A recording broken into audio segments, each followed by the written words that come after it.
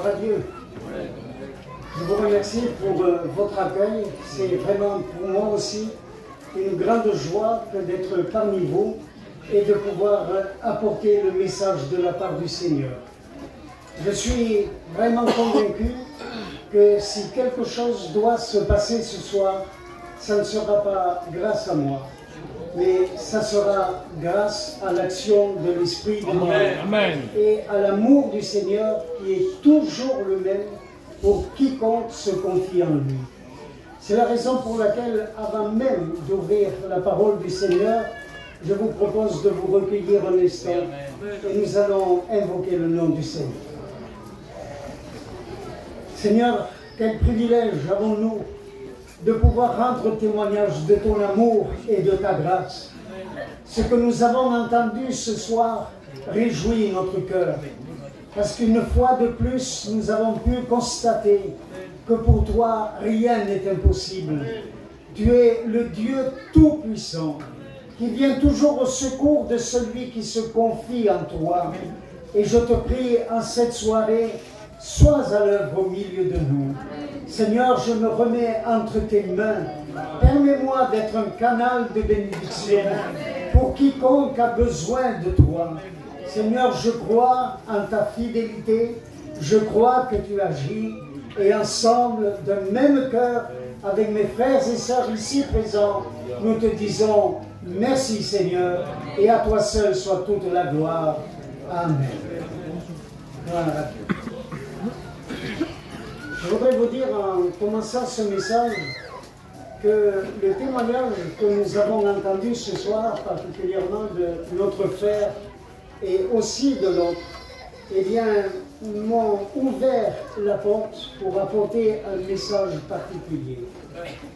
Je m'adresserai à tous, bien sûr, ce soir, mais en particulier à ceux qui traversent des moments difficiles dans leur vie.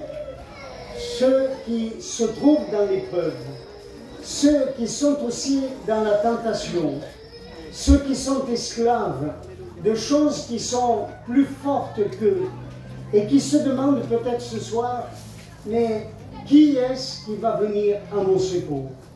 Eh bien, nous avons entendu que lorsqu'un malheureux crie, l'Éternel entend et il le délivre.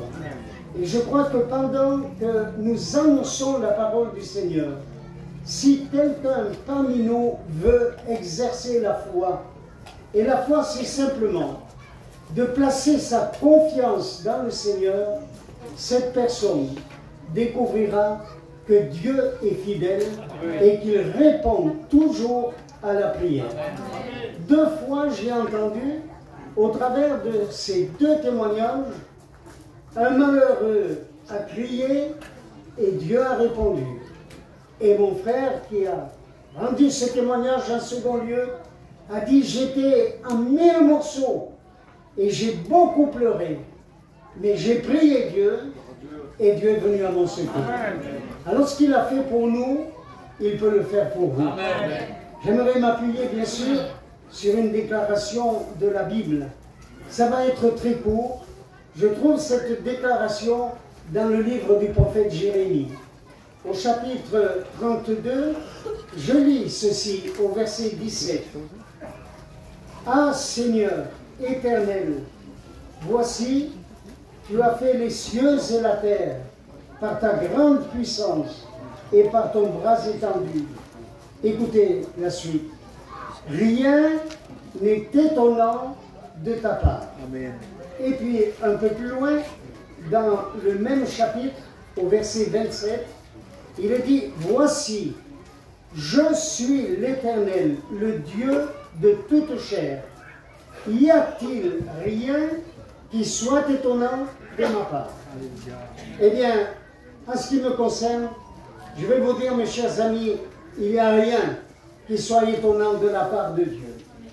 Il arrive parfois que dans notre vie, nous traversons des moments qui sont tellement difficiles, tellement pénibles, que même le chrétien le plus motivé parmi nous trouve de la difficulté à se tourner vers le Seigneur et à faire une prière fervente, parce qu'il est tellement accablé par des circonstances qui sont négatives, que le diable lui susurre dans l'oreille, c'est inutile de prier parce que Dieu ne pourra rien faire pour toi.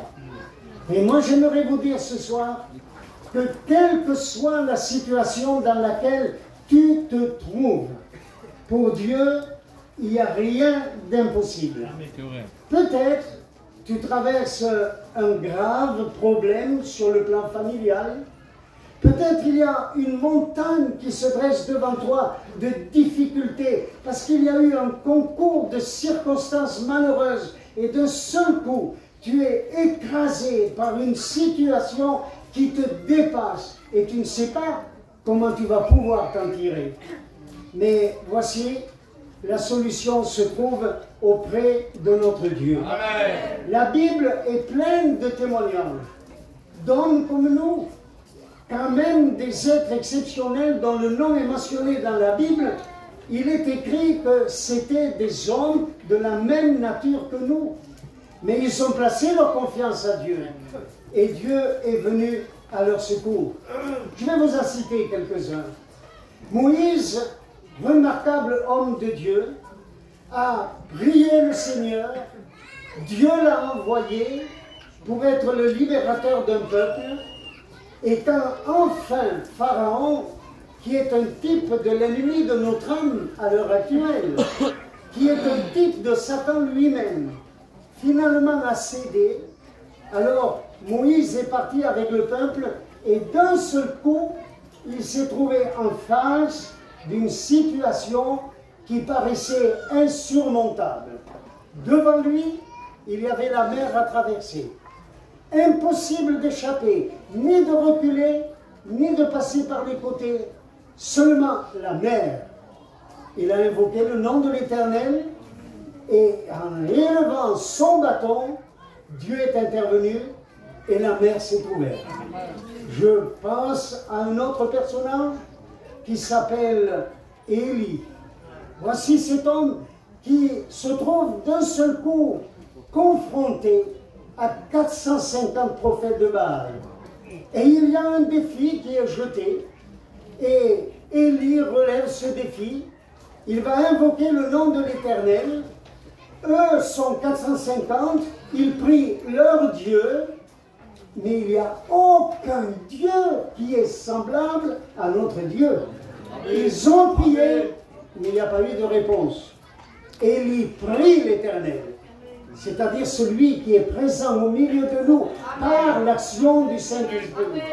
Et quand Élie prie l'Éternel, le feu descend et là il obtient la grande victoire de la part de Dieu. Je pourrais multiplier les exemples. Il y a des hommes qui ont traversé des situations beaucoup plus pénibles. Mais je dirais sur le plan moral, il y a un homme de la Bible qui s'appelle Joseph. Il a connu la haine de ses frères. Il y a peut-être d'ailleurs ici quelqu'un qui se trouve confronté à ce problème. Quelqu'un ou de sa famille ou parmi ses amis qui est constitué en tant qu'ennemi et qui blesse et qui fait du mal. Vous savez, nous sommes dans un monde extrêmement cruel et nous nous apercevons combien le cœur de l'homme est particulièrement méchant, capable de faire du mal à son prochain. Dieu est amour, mais l'homme, hélas, il est tenu par la haine et il est capable de détruire.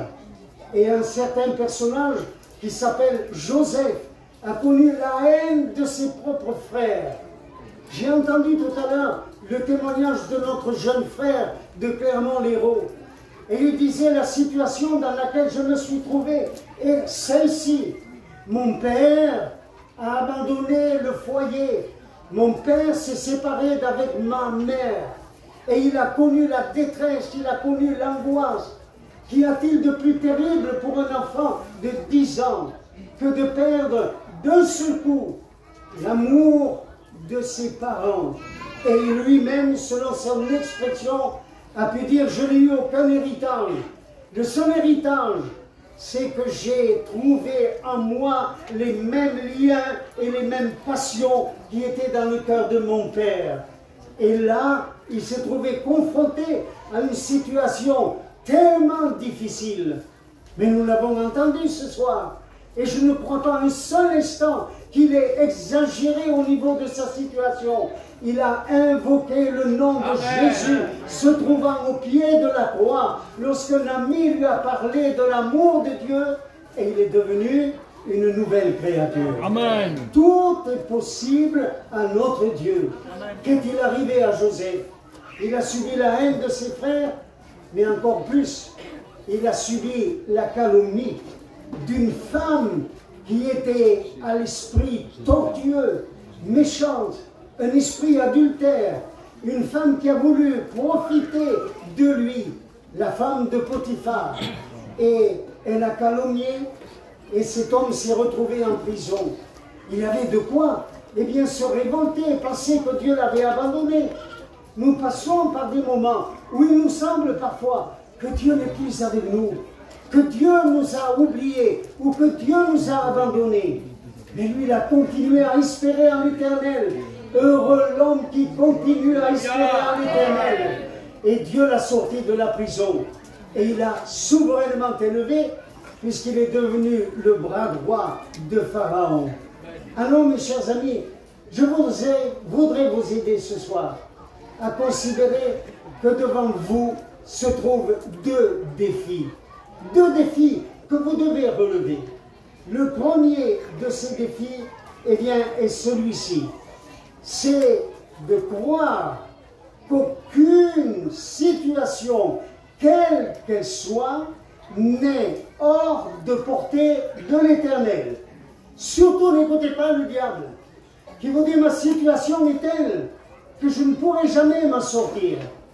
Dieu te dit au travers de sa parole, tout est possible pour toi. Rien n'est impossible aussi à celui qui croit. Mais c'est vrai que des fois, eh bien, au lieu de regarder au Seigneur, qu'est-ce que nous faisons? Nous regardons au problème. Et pour nous, le problème, il devient comme une montagne insurmontable, une montagne infranchissable. Mais j'ai entendu quelqu'un cette semaine, dans une autre réunion, qui disait exactement la chose suivante. Des fois, pour nous, se trouve une montagne qui se dresse devant nous, et nous nous posons la question, comment vais-je passer de l'autre côté? Et il disait, c'est depuis la terre que nous considérons nos problèmes comme justement des montagnes. Mais il a ajouté, Dieu est dans le ciel, il regarde notre montagne et il se rit de nous. Parce qu'en fait, notre grande montagne, pour lui, ce n'est qu'une paupière. Pour lui, c'est rien. Et il peut si facilement venir à notre aide, venir à notre secours. C'est la raison pour laquelle j'insiste ce soir. Le premier défi à relever, c'est de rejeter toute pensée négative. Ne regardez plus à votre problème, mais croyez en l'amour de Dieu. Croyez en la fidélité de Dieu. Croyez en la puissance de Dieu. Et si vous lui faites confiance, il agira en votre faveur. Le second défi à relever, eh bien, c'est de savoir attendre.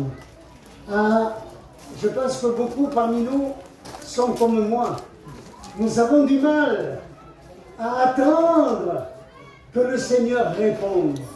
Nous n'aimons pas attendre. Quand nous prions, nous voulons une réponse immédiate. Nous voulons que Dieu le fasse tout de suite. Mais la foi, eh bien, elle se mesure aussi dans notre attente confiante dans le Seigneur. Et si nous ne savons pas attendre, alors ça veut dire que peut-être nous n'avons pas tant confiance que cela dans le Seigneur. Il y a des hommes de la Bible qui ont été appelés à attendre. Dieu avait fait une promesse à Abraham. Et les années ont passé sans que la parole de Dieu ne s'accomplisse à son égard. Mais lui, il a continué à croire. Et la Bible même rend ce témoignage.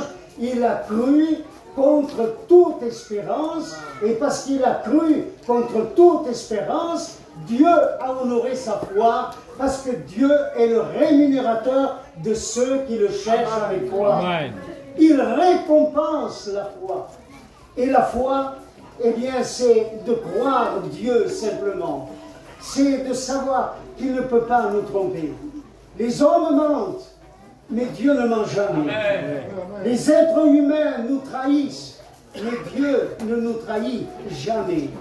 Il y a un autre prophète qui s'appelle Habakkuk, et dans son premier chapitre de son livre, au verset 2, il dit, parce qu'il était dans l'angoisse, « Jusqu'à quand, ô Éternel, j'ai crié et tu n'écoutes pas ?»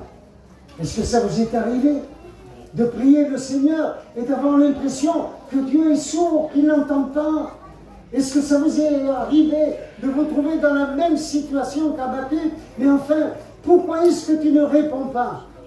Mais Dieu a répondu parce qu'il a persévéré dans la confiance en Dieu, malgré ses doutes. Et à un moment donné, il dit, j'étais sur ma tour, je veillais, et d'un seul coup, le Seigneur lui a dit, le juste vivra par la foi. Amen. Et même si la bénédiction tarde à venir, eh bien, continue à croire, Amen. Parce qu'en son temps, Amen. Elle viendra. Mes chers amis, je voudrais vous dire, qui est-ce donc que nous prions? Vous allez dire, celui que nous prions, c'est le Dieu Tout-Puissant. Oui, mais c'est facile de dire cela. Mais j'aimerais vous dire, ce Dieu Tout-Puissant, il a des caractéristiques formidables. Et j'ai noté dans ma petite feuille de notes, eh bien, tous les versets, quelques-uns du moins, qui mettent en relief que ce Dieu que nous invoquons, il est tellement grand, infiniment au-delà de tout ce que nous pouvons imaginer. Dans le livre du Deutéronome, au chapitre 4, au verset 7, déjà Moïse avait écrit ceci. Quelle est en effet la grande nation qui est des dieux aussi proches que l'Éternel notre Dieu, l'est de nous toutes les fois que nous l'invoquons. Où se trouve cette nation-là? Nous avons un Dieu qui est proche. Peut-être aujourd'hui vous ne le sentez pas comme ça. Peut-être vous vous sentez abandonné. Et dans le fond de votre cœur, peut-être même il y a eu de la révolte. Et vous dites, mais Dieu m'abandonne. Alors je vais vous répondre avec des versets de la parole de Dieu qui se trouvent notamment dans le livre du prophète Ésaïe. Et dans le livre du prophète Ésaïe, au chapitre 49, il est dit ceci. Une femme qui allait, abandonne-t-elle son enfant? Et Dieu continue. Et il dit, quand bien même une mère ferait cela. Et hélas, nous tous qui sommes ici, nous savons qu'il y a des mamans qui arrivent à faire cela et qui abandonnent leur progéniture. Vous savez, avec mon épouse, eh bien, nous avons été famille d'accueil et il nous est arrivé d'avoir jusqu'à 16 enfants à la maison, abandonnés et de tellement plonger dans la misère. Oui, c'est vrai, ça existe dans le monde. Et Dieu dit, même si une mère abandonne son enfant, moi, dit Dieu, je ne le ferai jamais. Amen. Et l'auteur de l'Épître aux Hébreux reprend cette pensée-là et il dit cette chose formidable, je ne t'abandonnerai point, je ne t'oublierai point. Vous pouvez croire le Seigneur. Et c'est la raison pour laquelle, là où vous êtes, vous pouvez crier vers Dieu et il viendra à votre secours. Je voudrais simplement ajouter un point qui est important. Le Dieu que nous invoquons, c'est un Dieu dont Ésaïe déclare qu'il a des titres particuliers. On l'appelle conseiller, admirable, Dieu puissant.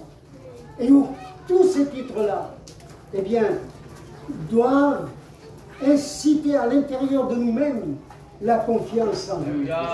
Peut-être vous dites, mais je ne vois pas comment il faut faire. Je ne découvre pas le chemin. Comment vais-je m'en tirer? Dieu est conseiller. Demandez-lui.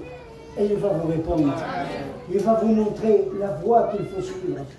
Dans un psaume, il est dit ceci: je te conduirai par mon regard et je te montrerai la voie que tu dois suivre.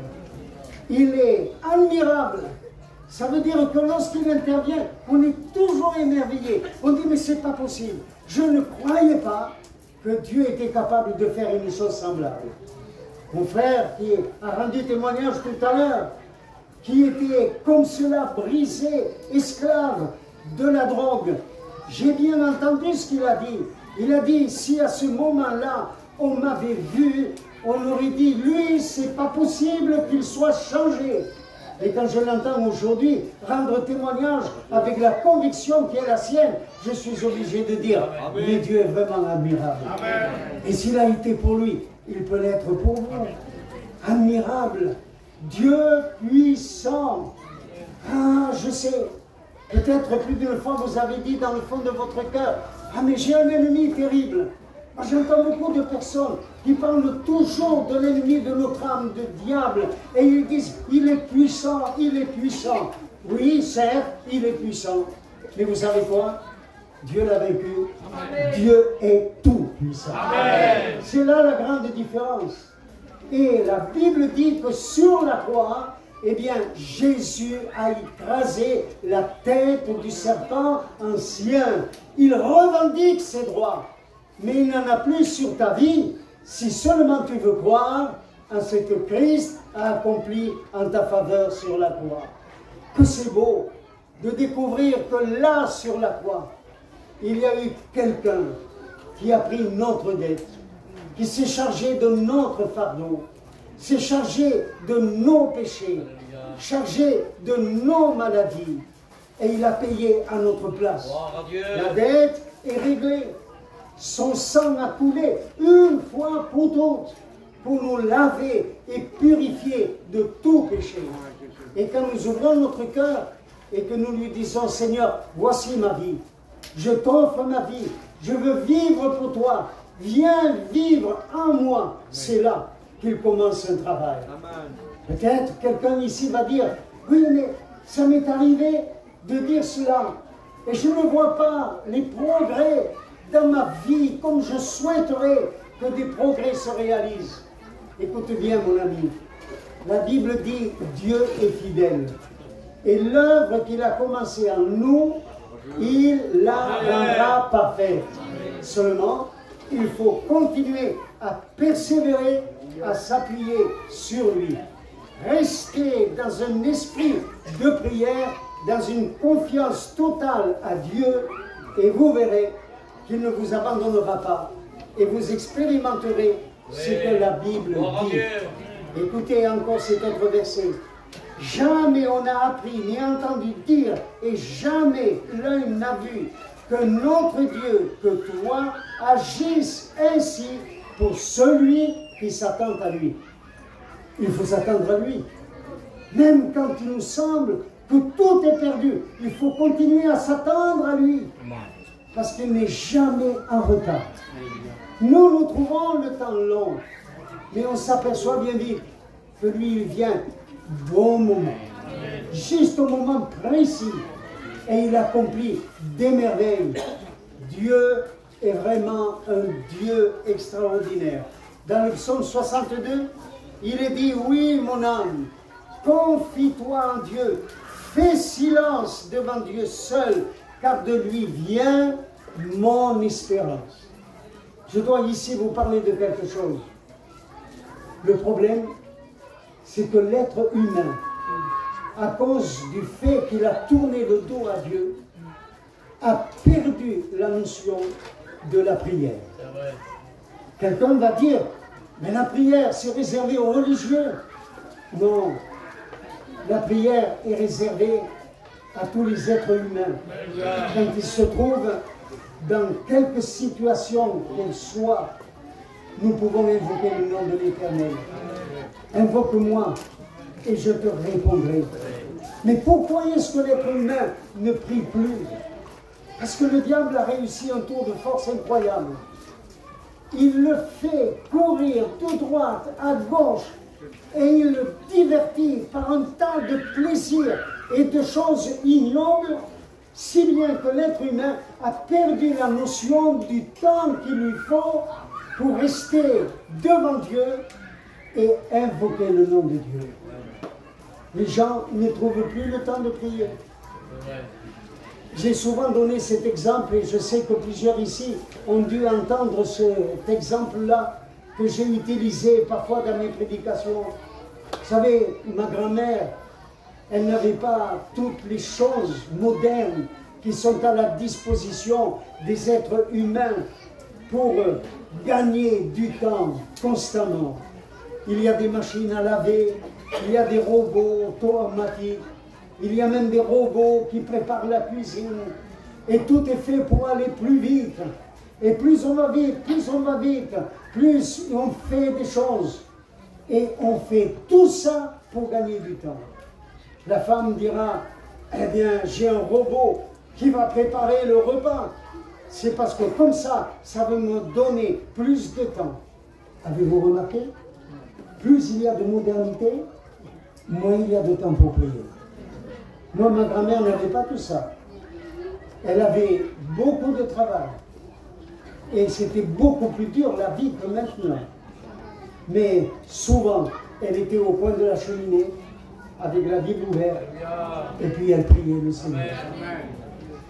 Quand on prie, eh bien le Seigneur entend. Mais si on ne lui demande rien, comment voulez-vous qu'il nous accorde? Alors on essaie par tous les moyens de s'en sortir, par soi-même. Mais on ne peut rien par nous-mêmes. Ce que les frères disaient tout à l'heure, l'homme n'est pour rien en quoi que ce soit, même ici, ce soir, pendant que je prêche, je suis convaincu, moi je ne peux rien pour toi, mais Dieu peut tout. Amen. Moi je ne suis qu'un instrument, mais lui, il est cette action qui est capable de venir en un instant tout changer dans ta vie, dans ton cœur et même dans ton corps. Cependant, il ne peut le faire qu'à une condition, c'est que tu crois. Amen. Sans la foi, il est impossible de lui être agréable. Et je termine par ce verset qui est un verset d'espérance. Tu sauras que je suis l'Éternel et que ceux qui espèrent en moi ne seront point confus. Tu peux faire l'expérience. Tu sauras que ceux qui espèrent en moi, eh bien, ne seront pas confus, mais, voilà, il faut espérer en lui. Que Dieu t'aide à franchir ce pas maintenant et à placer ta confiance en lui. Nous allons courber la tête et je veux prier avec vous. Seigneur, je crois que ta parole est la vérité. Je crois qu'elle peut trouver le chemin des cœurs. Et ce soir, tu peux aussi toucher non seulement une âme, mais aussi un corps.